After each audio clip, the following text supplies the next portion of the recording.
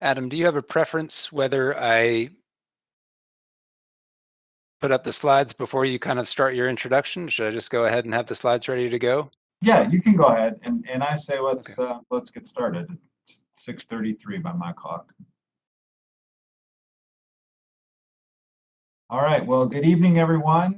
My name is Adam Mitchell, and I'm a lawyer at Darrington Smith here in Raleigh. Our firm represents the Wake County Board of Education and the school system. I'm also one of two consultants that are working with the school district on redistricting following the 2020 census. My colleague Blake Esselstyn, he has the green screen behind him and the headset on, is a demographer and map maker from Map Figure Consulting, and Blake will show off his map making skills and chart skills throughout the presentation here this evening. You'll see some great graphics to help illustrate what we're talking about. I do want to say that following our presentation, any attendees will be promoted to participants and we'll be glad to answer questions. I don't think we have a large number of folks, so we can certainly have people turn their cameras on if they wish and their microphones, and we can engage in some dialogue about redistricting. I do want to say, as an introductory note, that we are talking about board member election districts. So these are voting districts that elect board members to the school board. We are not talking about school assignment zones or reassigning students to different schools. So if you thought that is what the presentation tonight was about, it is not, and it will not offend me or anyone else if you leave. But hopefully you are here to learn a little bit and talk about redistricting for the Board of Education. And again, we'll look forward to taking your questions after we conclude. So Blake, if we can move to the next slide, please. So let's talk for a minute about what redistricting is and think about whether the board needs to undertake the redistricting process. So as I said, we're talking about board member election districts, and local government bodies need to consider redistricting if they use what's referred to as true electoral districts in its elections. And so that means that a candidate needs to live in a particular district and then is voted on only by residents of that district. That is a true electoral district. A counterexample would be the Wake County Board of Commissioners. They use what's known as residency districts, where candidates need to live in a particular district, but then they are elected countywide. Redistricting is not required for residency districts, although sometimes jurisdictions do choose to do so. So because the school board uses true election districts, every 10 years after the decennial census, we're required to look at our districts, look at the numbers and the data, and determine whether or not we're in compliance with a constitutional principle, and it's known as one person, one vote.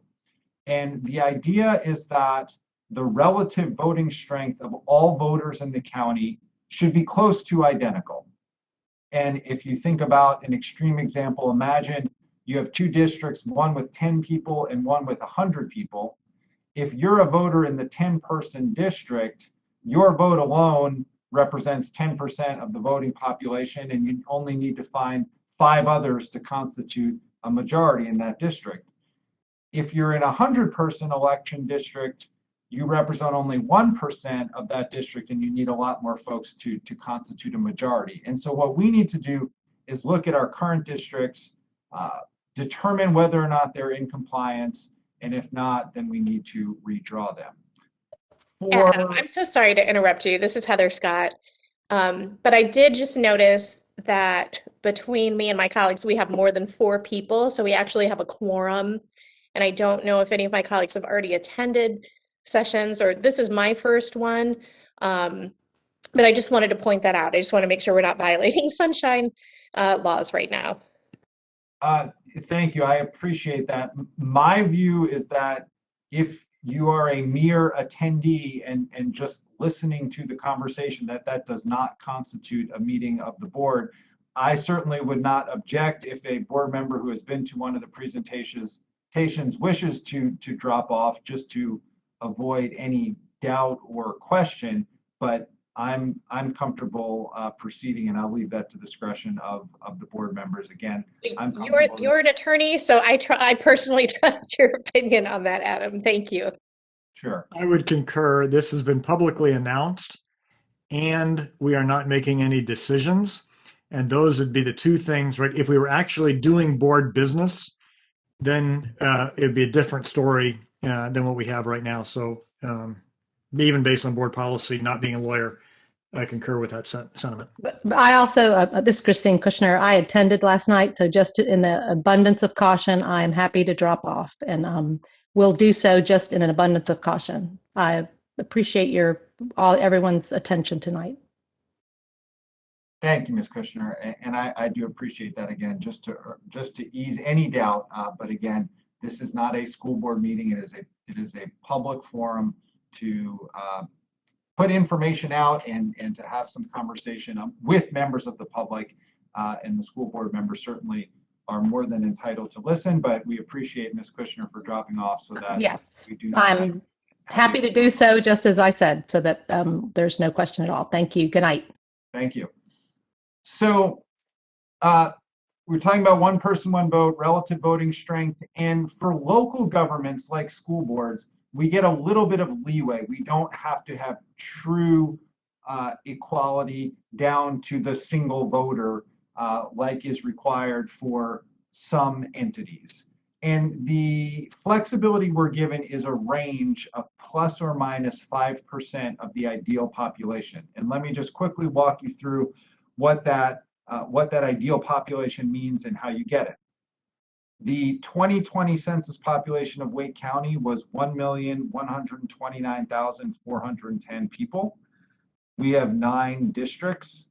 You divide that total population by 9, and you yield an ideal district size of 125,490.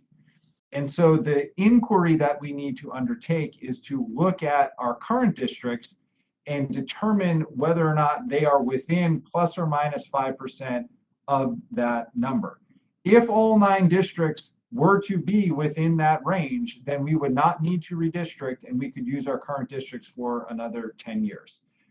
Spoiler alert, they are not in compliance with the plus or minus 5% range, and that's why we're here to talk about redistricting and the process.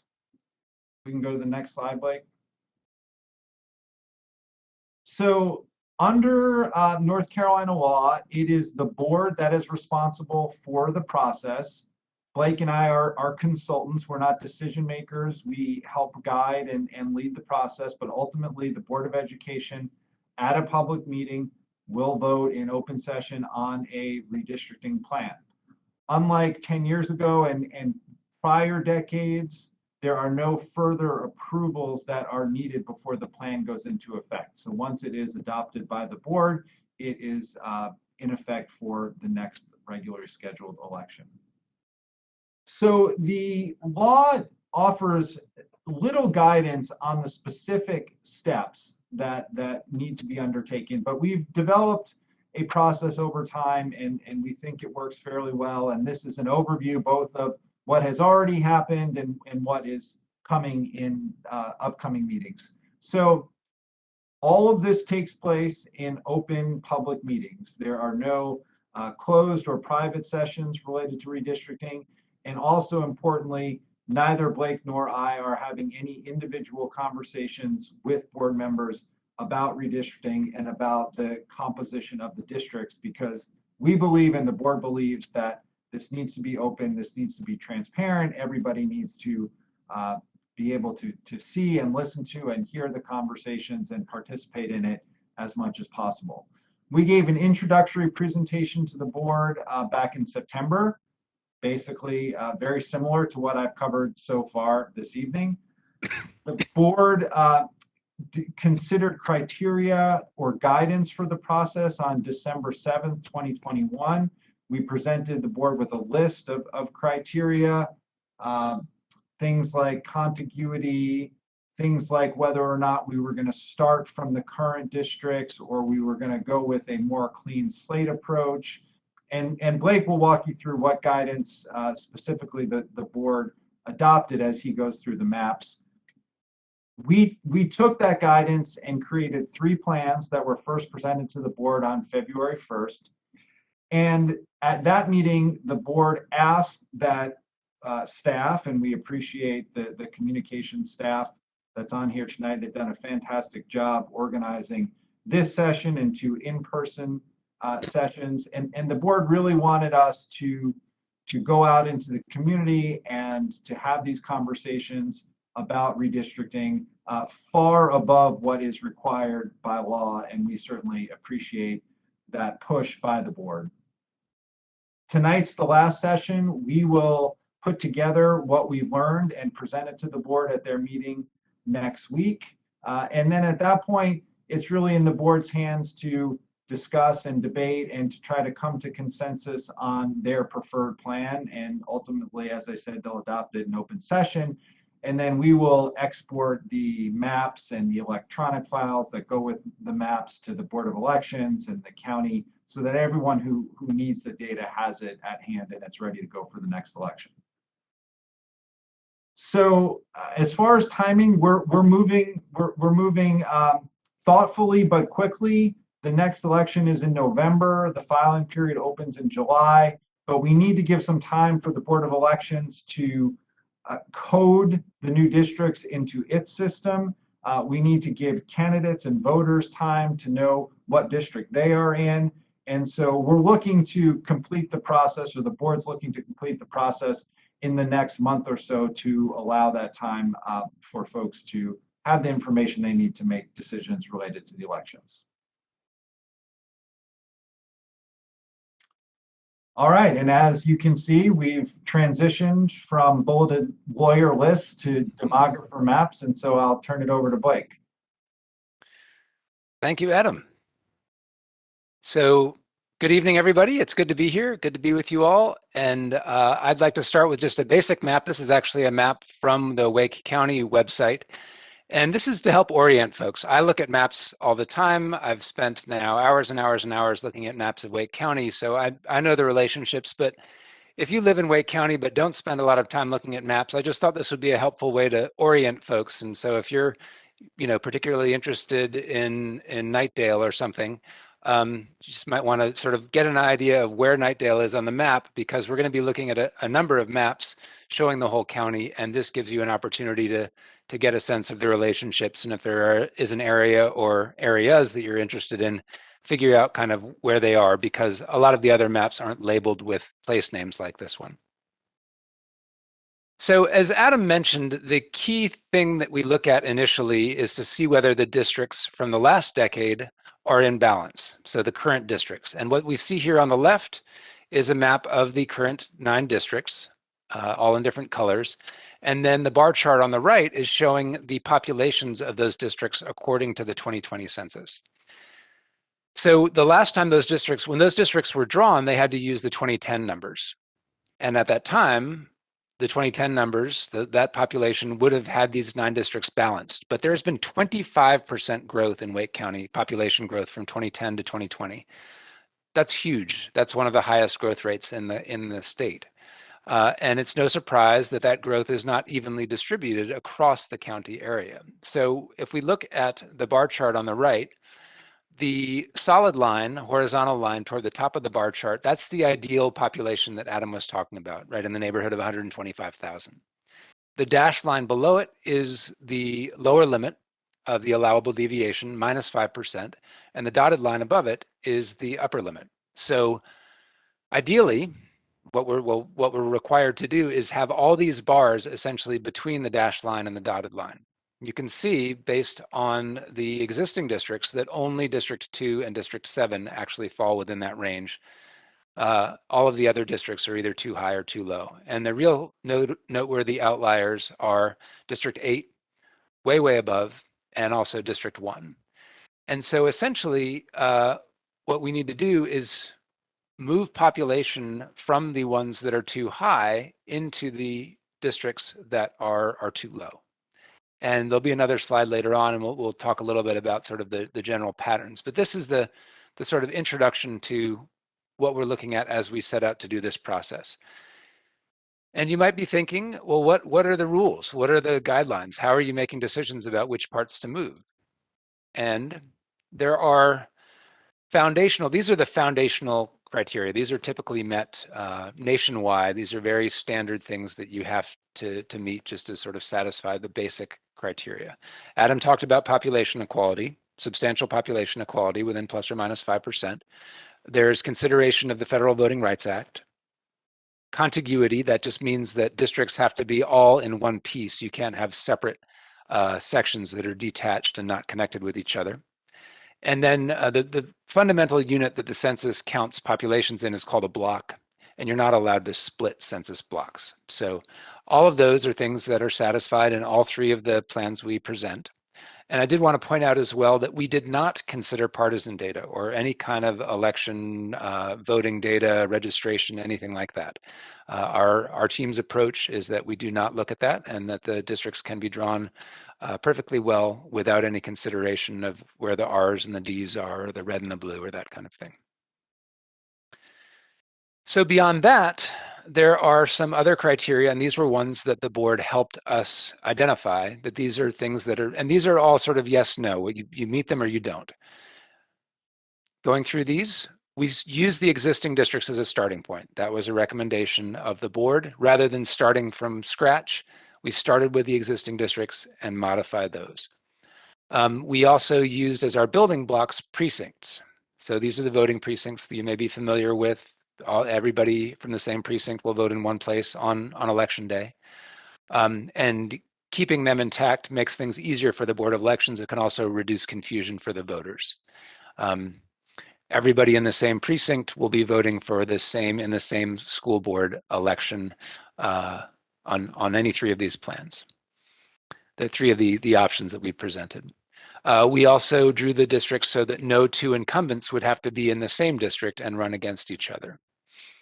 And then lastly, we took into account the expected growth. And there'll be some slides showing this in a moment, but essentially what this means is if we know that there's one part of the county that even just since the census count happened in 2020 has already had significantly more development and new residences being built than other parts of the county, it's likely that that district is going to have a higher population. So we can use that plus or minus 5% wiggle room to actually set that population on the lower side so that it has farther to go before it is overtaking any of the other districts in population. A few slides to illustrate these 4 points that I've just talked about. This is just showing the existing districts and the precinct boundaries, and you can see where there's a red line. For example, I've got a pointer here.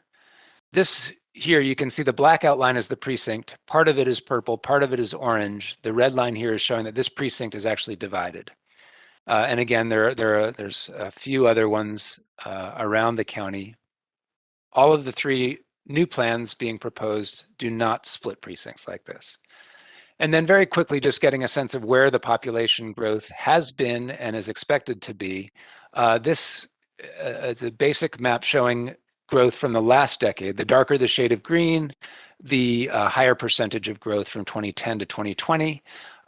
I like looking at these in colors. The colors are helpful, but I also really think the human eye can detect, instead of just colors, also looking at height. So if we tilt that map back and then use 3 dimensions to show the change not just as a color, but as an elevation above the flat, meaning no change, you can see that tremendous amount of change. This is the District 8 we were looking at before in kind of the southwestern part, and also a lot of these areas that are higher in the east.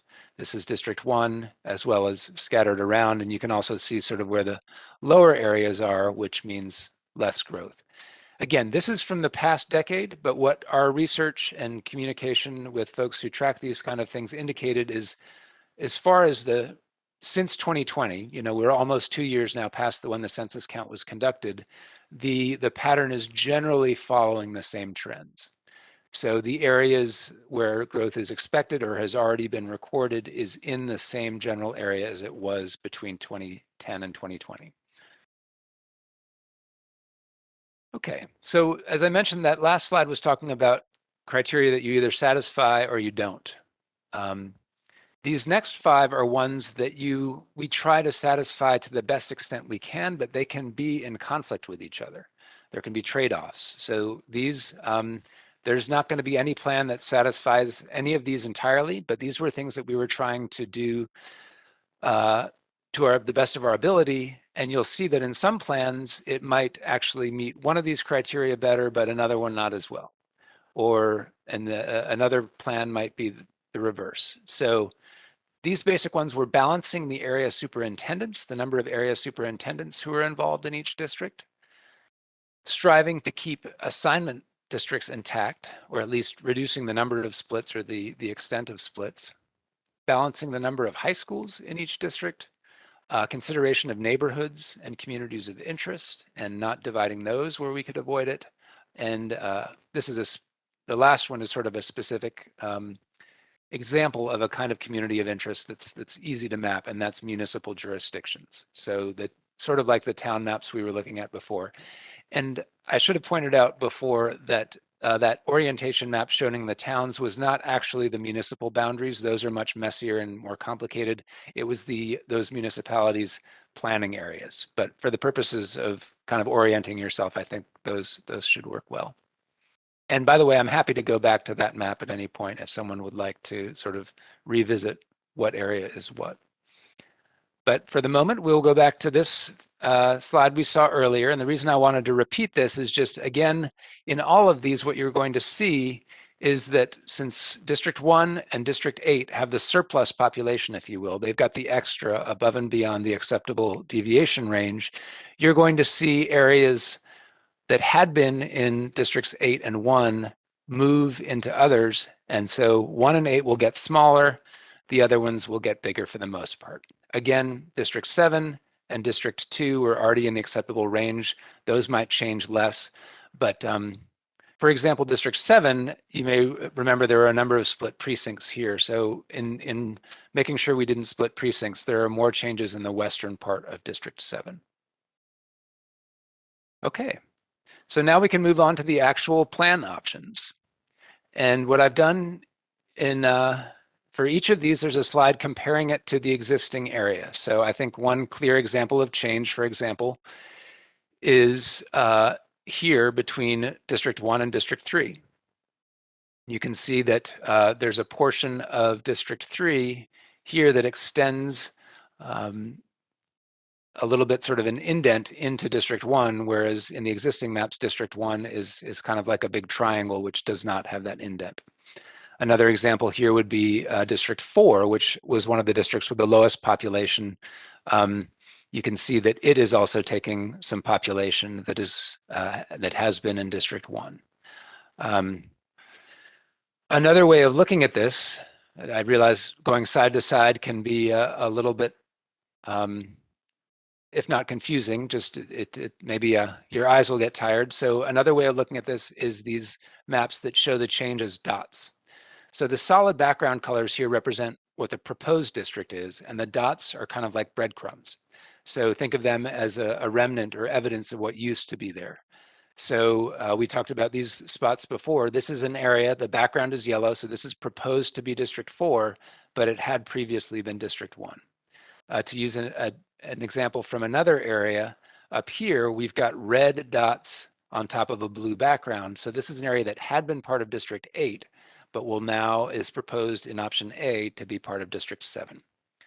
And I'll linger for a moment on this slide. You can get a sense of sort of how much of the county is showing dots and how much is not. If you don't see dots, that means nothing has changed. I should point out too that there are some dots here and here that are hard to see because the turquoise and the blue are similar enough in color that it's hard to make out the difference. But there is some exchange between District 7 and District 9 in this area.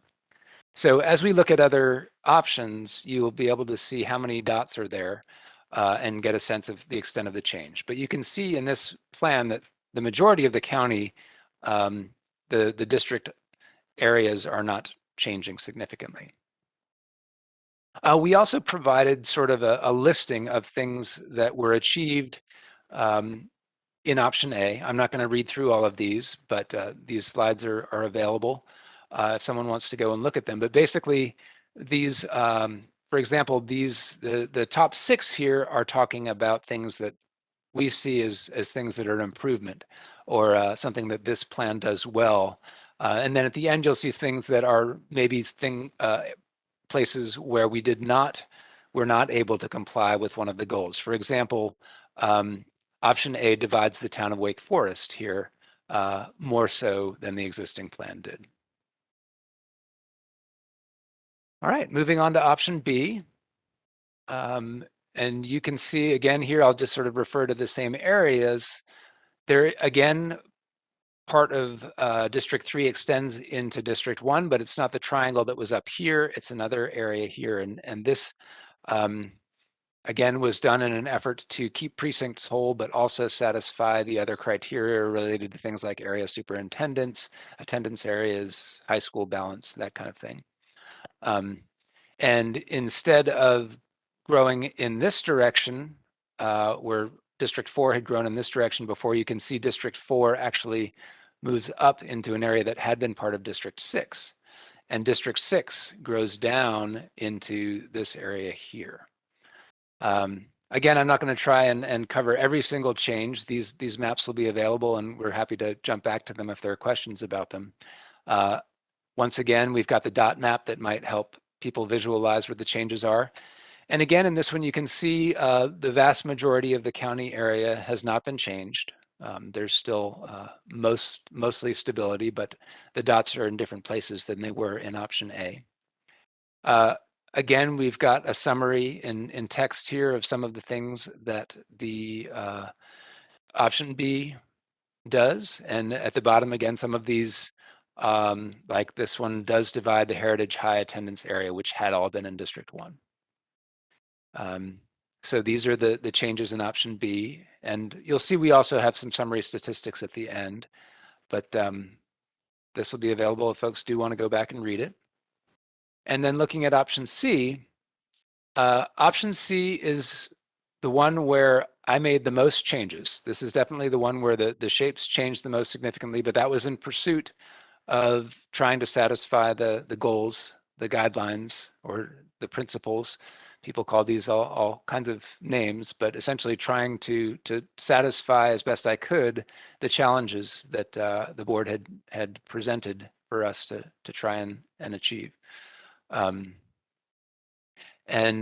Just let's look at another example here. Here, for example, District 4 grows down to the county line, sort of down to more to the southeast. District 2, this is definitely the plan where District 2's boundary changes most. You can see that District 2, for example, extends into District 5 here.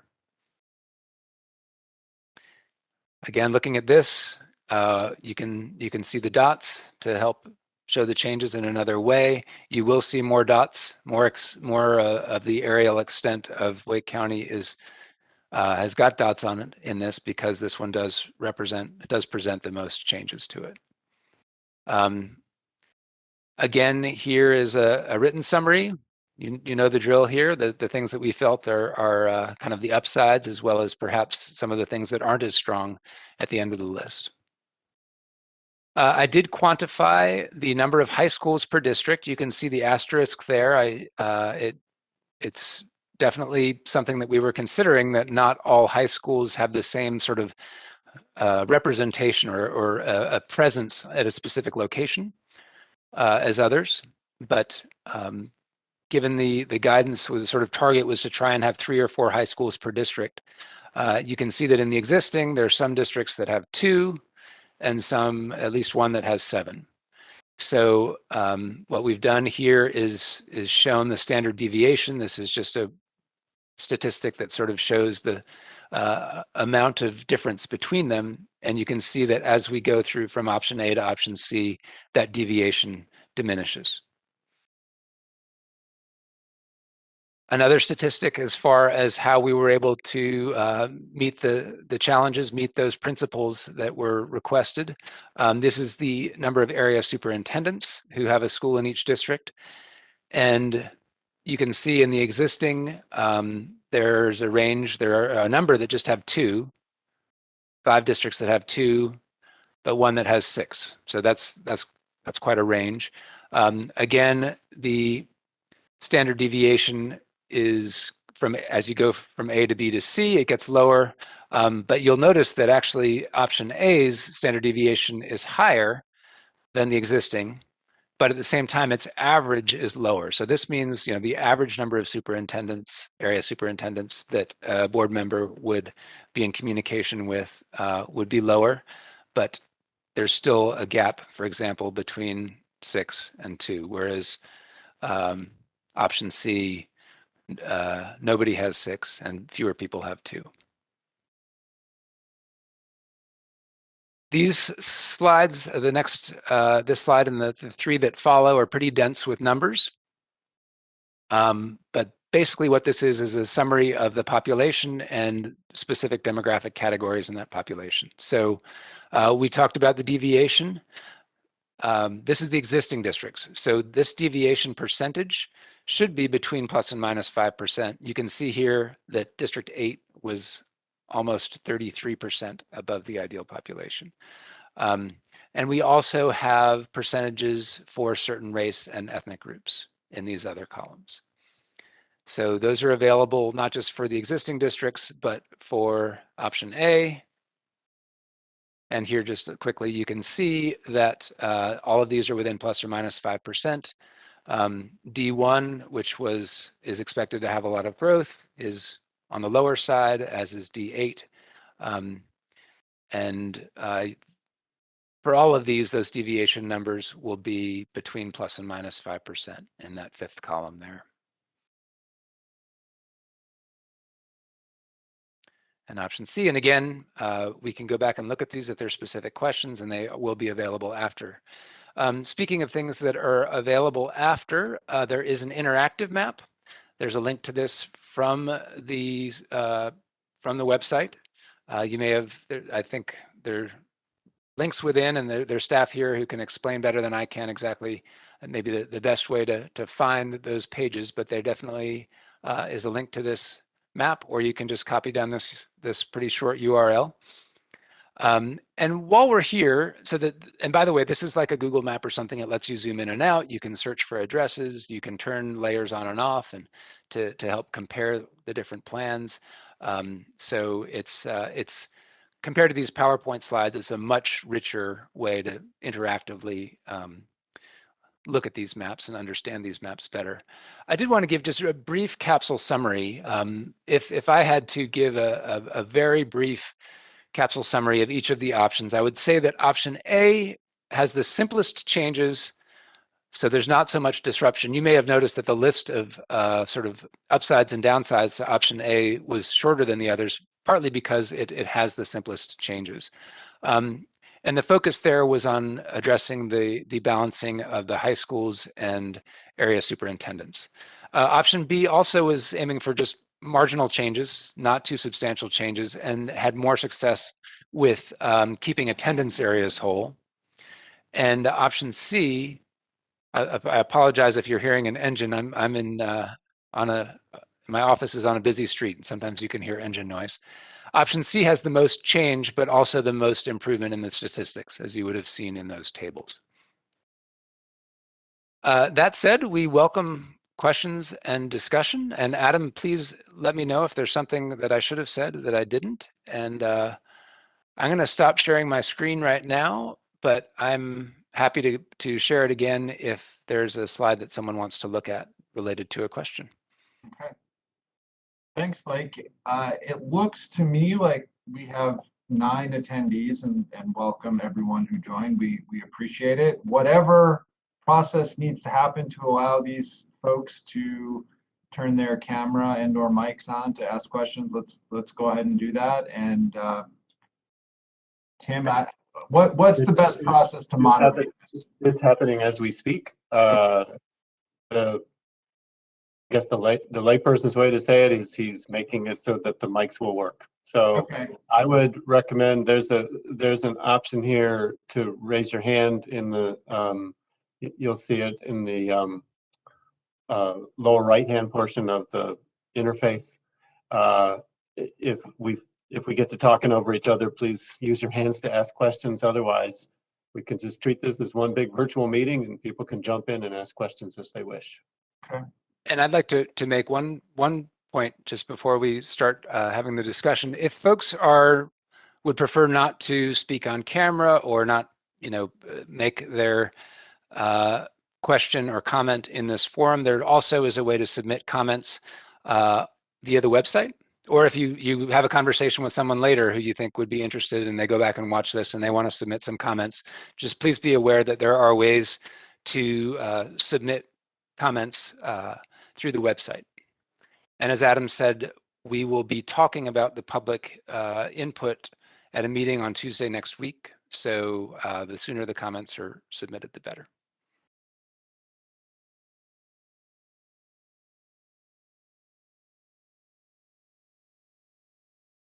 Hey, Becca Brown here. Sorry, I'm using something else, so I don't have the little hand.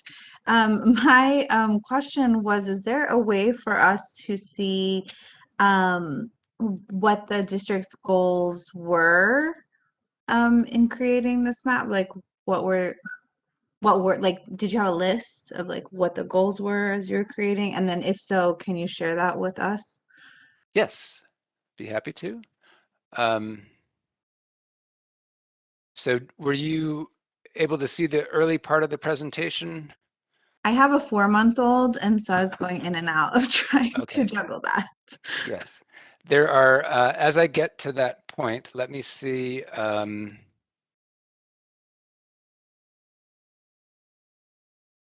going to jump to, okay. Do you see a screen that says the foundational criteria? Cool. So these are the basics. These are the no-brainer, like for the districts to be legal, we have to have the populations be substantially equal. They can't be in violation of the Federal Voting Rights Act. They have to be all whole, not divided into separate pieces, and you can't split individual census blocks. Those are the basics. These are additional ones that the board asked us to address that are sort of yes, no, you do or you don't. So we use the existing districts as a starting point rather than starting from a blank slate. We used precincts as the basic building block, so none of the plans divides any precincts.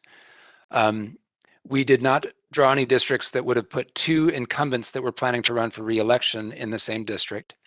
And we also took into account expected growth so that as the development and in-migration continues to happen in Wake County,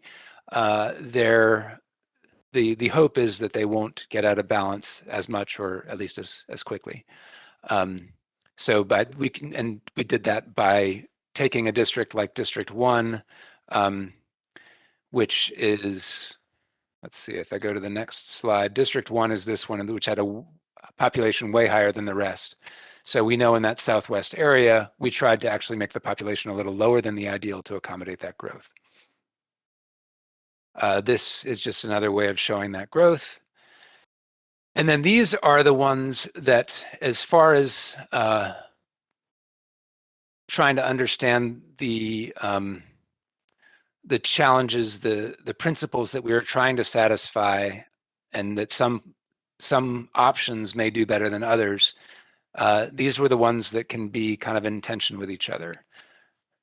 Balancing the number of area superintendents, striving to keep school assignment districts intact. That was mostly focusing on high school assignment districts. Balancing the number of high schools across the districts, consideration of neighborhoods and communities of interest, and consideration of municipal jurisdictions. So that's a quick overview. Does that help answer your question? Yeah, so when you're saying consideration of neighborhoods and communities of interest, are we talking about making sure that each district is racially and socially, economically diverse? Is that like a fancy way of saying that? I would say it's actually not necessarily the opposite, but if you have a community, a distinct community, and one example, for example, might be a campus, like the NC State campus, that we try to not unnecessarily divide a community like that into multiple districts. So if someone had said, there is a Vietnamese population in this part of Raleigh that is concentrated in, these two precincts, please try to have both of those precincts in the same district. If that's, feedback that had been communicated, that would be another example. So it can involve racial or ethnic groups, but in a sense, it's typically trying to keep districts intact. So going for diversity within districts was not something that we were striving to achieve. If I can just add a couple of things to that. One is very simple, just when you think of a neighborhood. So let's say you have a neighborhood that has a number of small streets, neighborhood streets, and then there are larger 4-lane roads around it.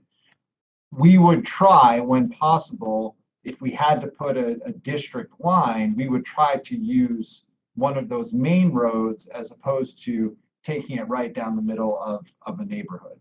You sometimes hear the idea that you've got someone on this side of the street that votes in this district election and someone on this side of the street that votes in this district election. So we're trying to avoid that to the extent possible.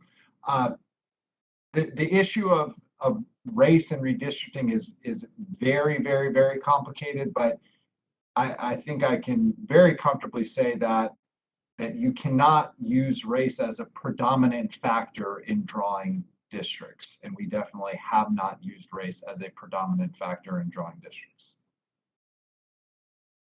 I see a hand from Angeline.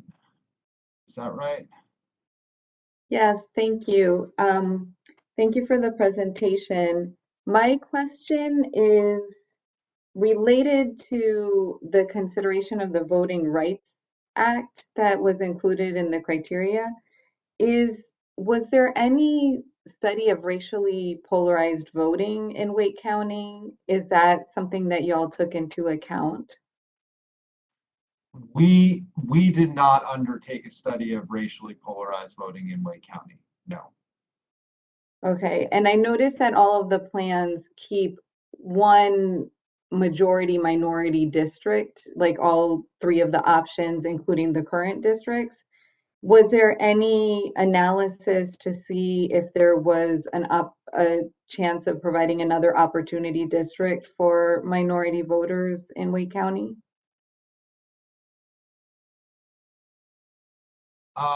Not. Again, that we did not study racially polarized voting. I think that the way we looked at the Voting Rights Act is that on the one hand, we can't use race as the predominant factor in drawing districts. On the other hand, we certainly can't draw districts that discriminate on the basis of race, or that would make it harder for minority voters to elect candidates of their choice. And so those were the boundaries that we were operating within, and I certainly think that our plans are well within those boundaries. Okay, so it was kind of, you just considered the racial and ethnic data to make sure you weren't making it neither better nor worse for minority voters. Is that a kind of a way of saying the same thing? We certainly looked at it from the perspective of making sure we weren't discriminating against minority voters, and we did consider it as allowable, but without making it a predominant factor. So that's how I would describe it, and I think you're describing it very similarly. I'm just it's a rich topic of the law, and I want to make sure that I'm being as clear as possible. So again, that's how I would describe our efforts on that topic. Okay, thank you. Thank you.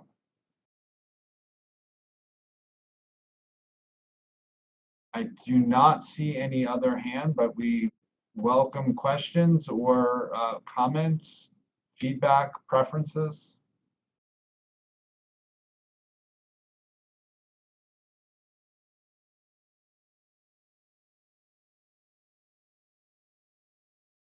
And again, if folks want to take some time with the interactive map and explore the areas that they are most interested in, take some more time. I realize that these slides, I didn't spend enough time for folks to really digest any of the maps or really get a sense of how the plans differ. But they're, as I said, the interactive map is a good tool for that. Also, the slides showing the different statistics, like the previous question asker just referred to, those are all available on the website. And any expression of what your preferences or thoughts are, we will take in and will be part of what we present to the board next week.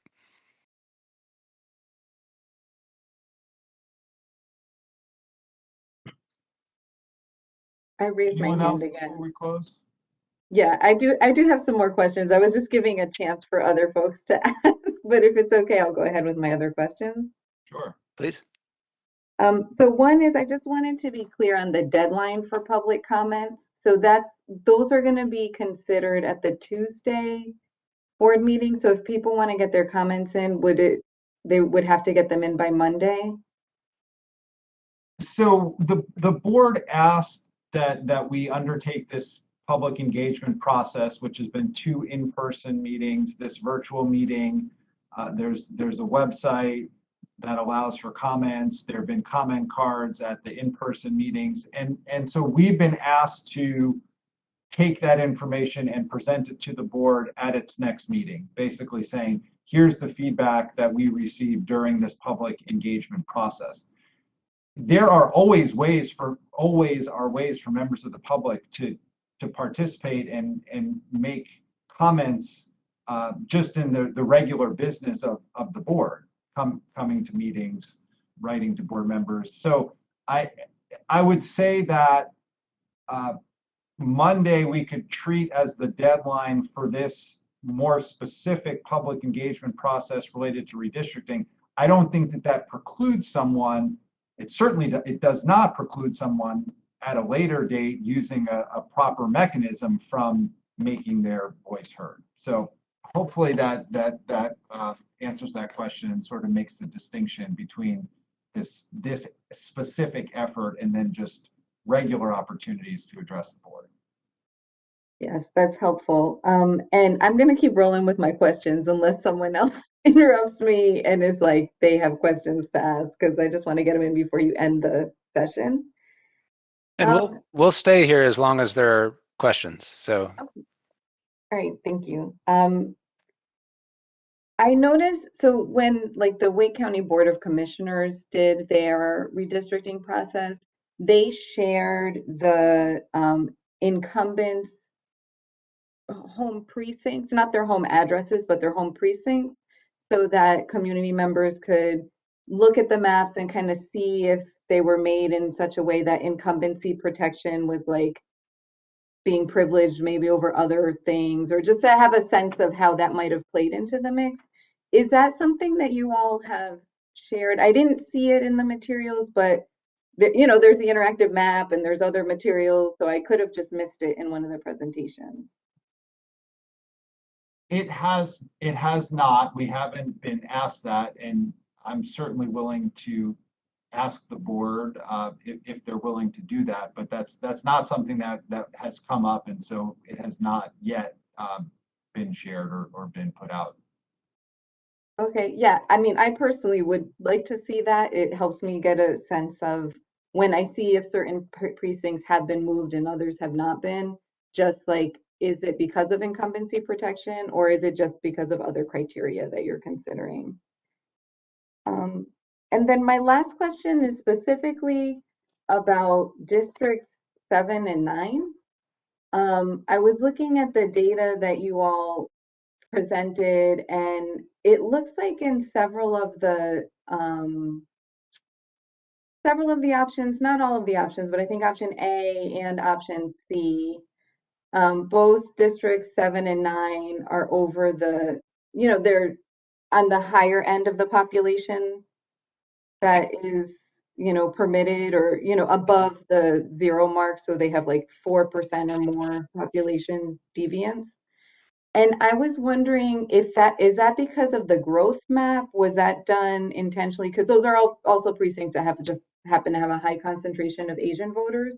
And so I was curious why I saw that. I think for District 9, in like every scenario, it was above the deviance, and then option A and C, I think District 7 was as well.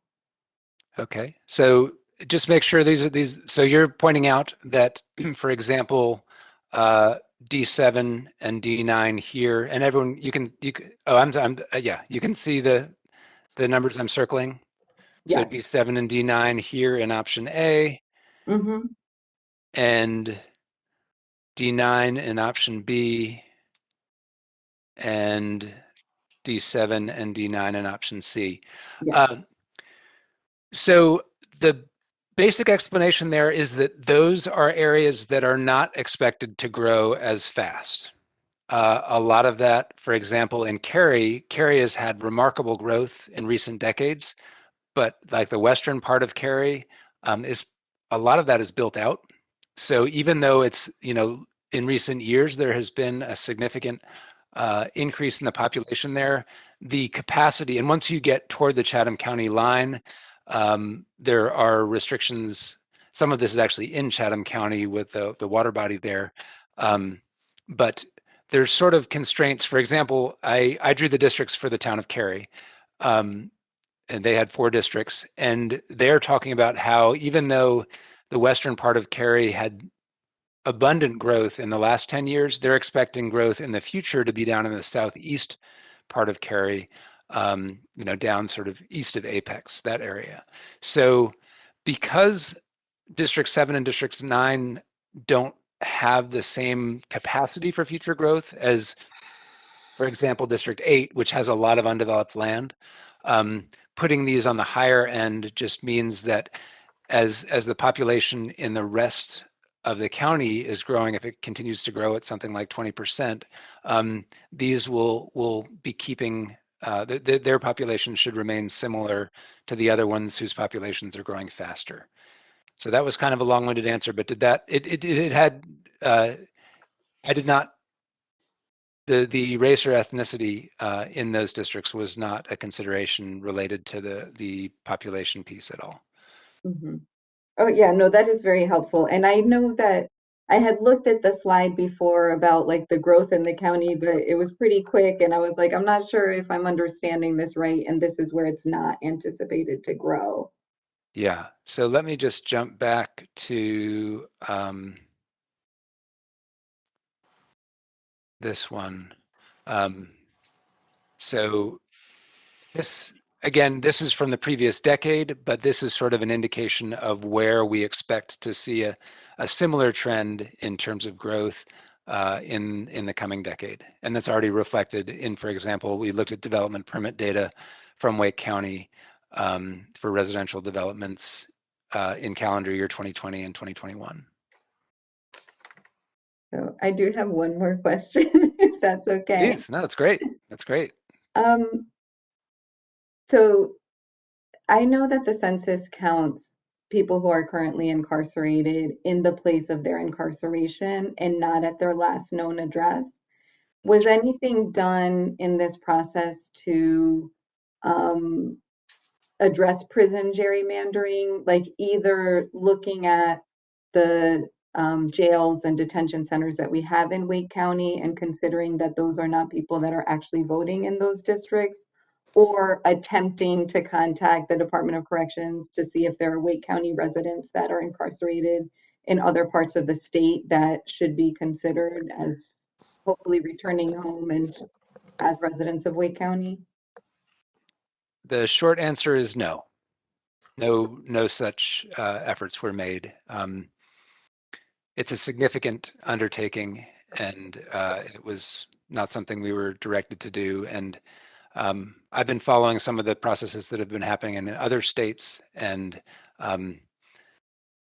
ideally that the efforts to try and collect that data and make that data in the format it needs to be is starting at least 2 years before the census. So I don't mean that to sound like an excuse, but other states that are further along in that process have much more data that makes it easier to do that kind of analysis. So again, the short answer is no. Yeah, I mean, I do think that there are a couple places in North Carolina. I don't think of any place in Wake County that has addressed it.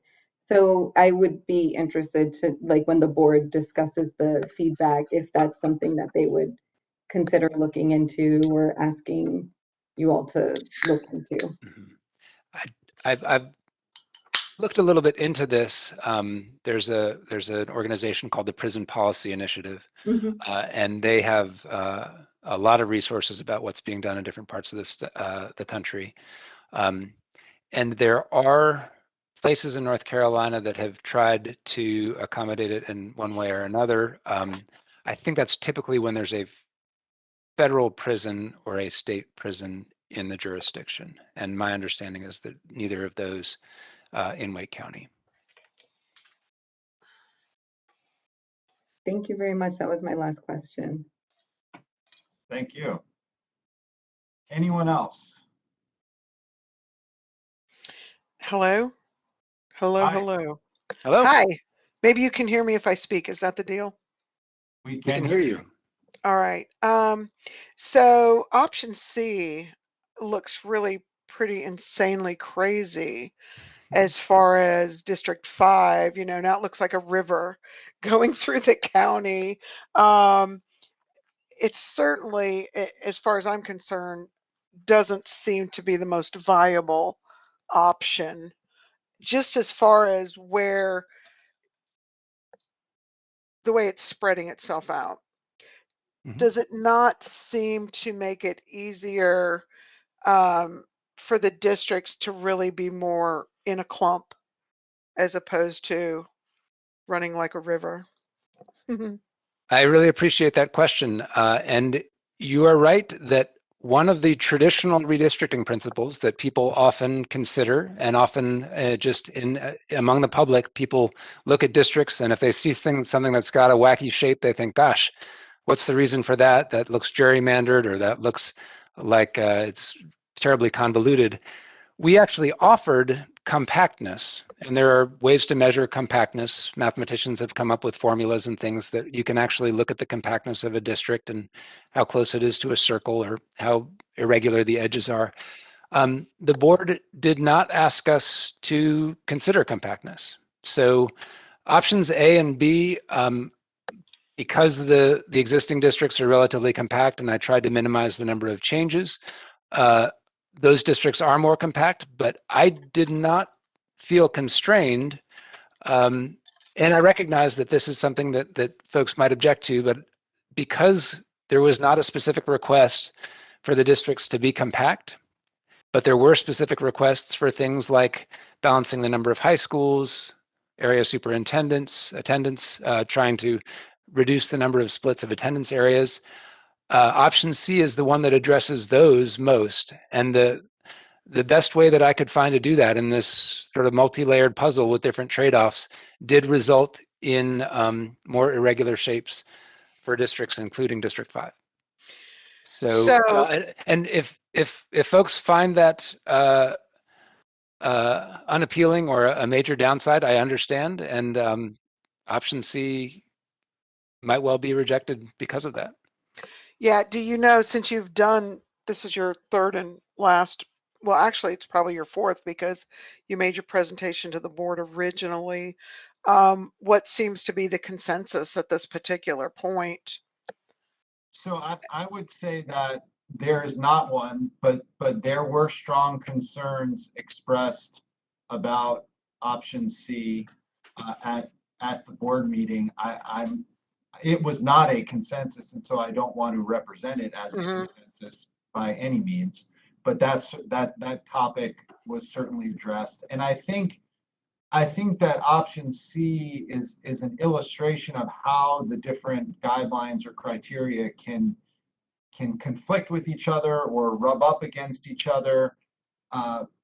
Blake emphasized some of the more unique or specific criteria that the board asked us to consider, like area superintendents, high schools, those sorts of things. And the result was a plan that is less compact, less visually appealing. And I think it illustrates those trade-offs very nicely. And you are certainly not the only one who has remarked on the shape of District 5. And I think that will continue to be something that the board considers. But there is not a consensus.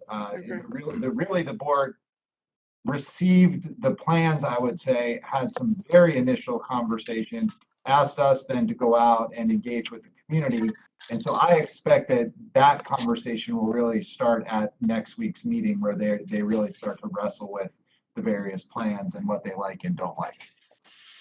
Well, when it comes to all these different superintendents, how did they get so clumped into one area?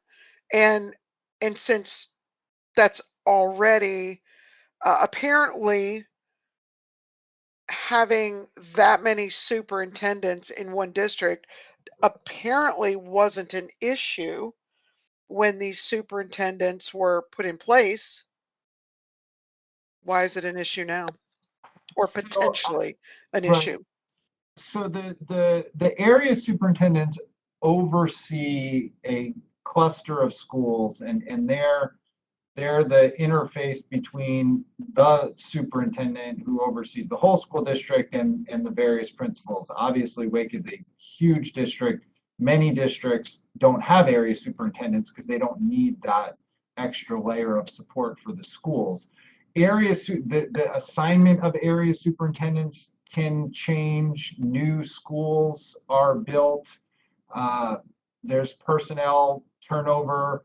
There may be different ways of organizing things. So it's not a static set or a static list, and it can change. And so I think that's probably why over 10 years there's some clumping, and you were asked at least to consider to spread them a little bit more evenly if possible. Mm-hmm. Yeah, I'm someone in District 5, so I'm looking at this and going, wow, that looks pretty intensely crazy.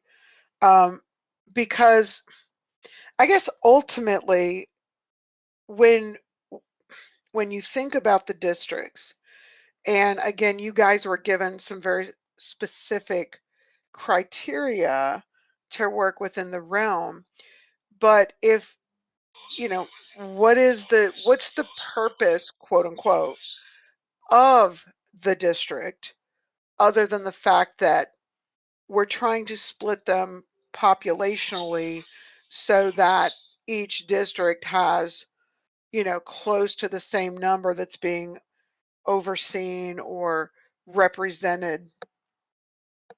That is the ultimate requirement and objective. But if you think about it, and Blake, maybe I'm wrong here, but you could have an infinite number of redistricting plans.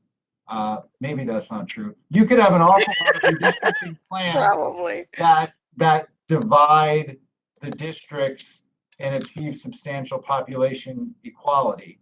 And so to narrow it down, that's where you start to get into these various criteria that we ran through and that Blake outlined.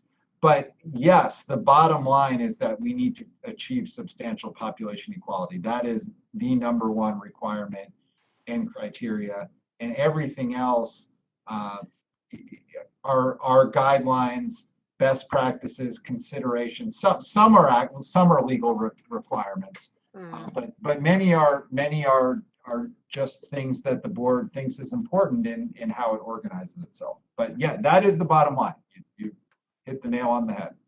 Right. I know that because it is kind of interesting. This kind of piggybacks a little bit from the previous person questioning and talking about the Asian population or whatever. But and I know within your presentations you did specify some of these different populations. And I know one of the things that's kind of interesting because at this point, part of what I do is I'm a travel instrumental music teacher.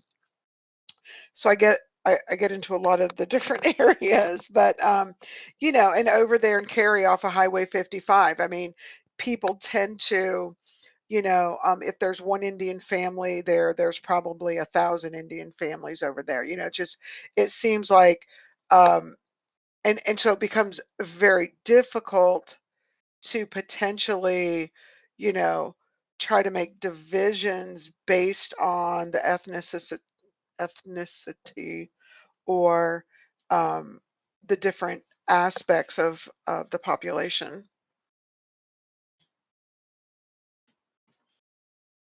Yep, that's one of the challenges. Another challenge there is that the precincts, and I can bring up a map that might help show this. Yeah, because which Let's precincts? see. I can't tell you the numbers. I don't have that at my fingertips. But if we, it's just a few slides before this.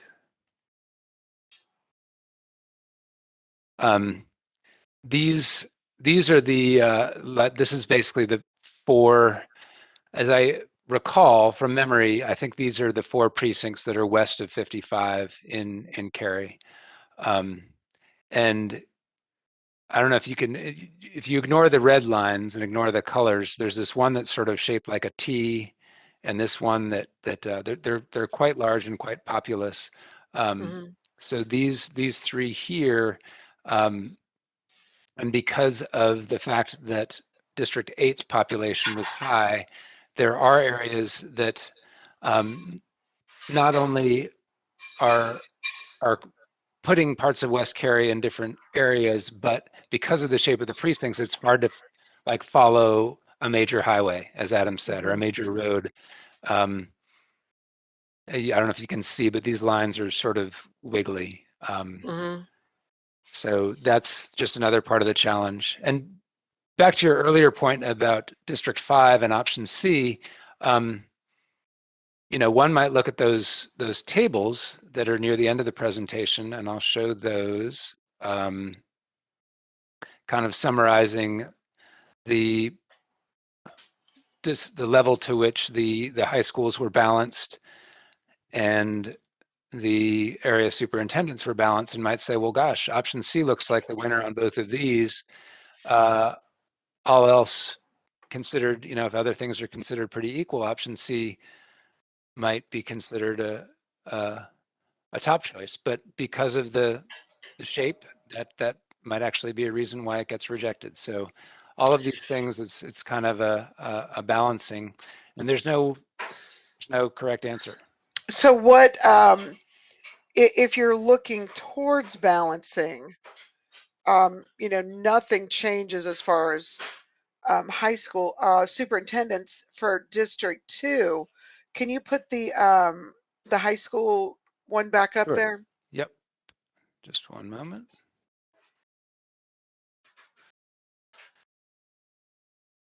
Yeah.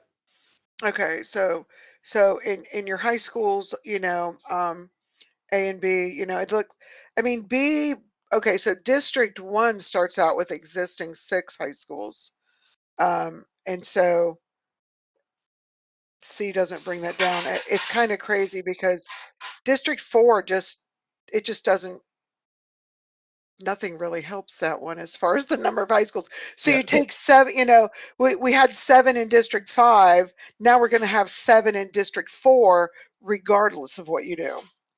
That's true. District. So and you know, you guys have been tasked with almost an impossible task, you know, to try to work through all those criterias.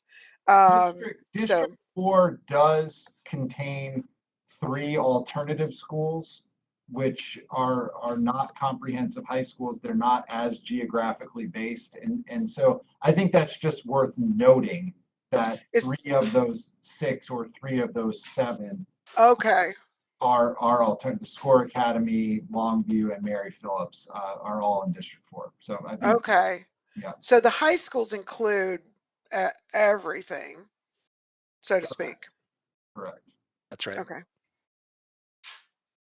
Okay, no, I think that's Thanks all for I your have. patience. Yeah, I think that's it for me. Anyone else?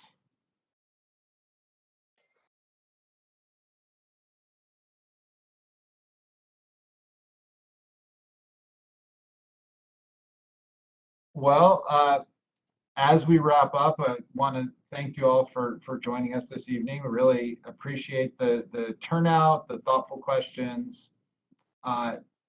Please do spread the word, point people to the website. There is a landing page on the WCPSS.net main page that has our presentations, has comment cards, has the maps, and so that's something you can certainly share with people. You can engage with the interactive maps, send that out to folks, encourage them to take a look. The board really does care and want to hear your views and want to answer your questions, and hopefully we can continue to have dialogue and hear your voices as the board goes throughout the process. So last call, questions, comments before we wrap up? All right, hearing none. Blake, thank you. Appreciate it. Staff, really appreciate your efforts in organizing this, and we will close our meeting this evening. Good night, everyone.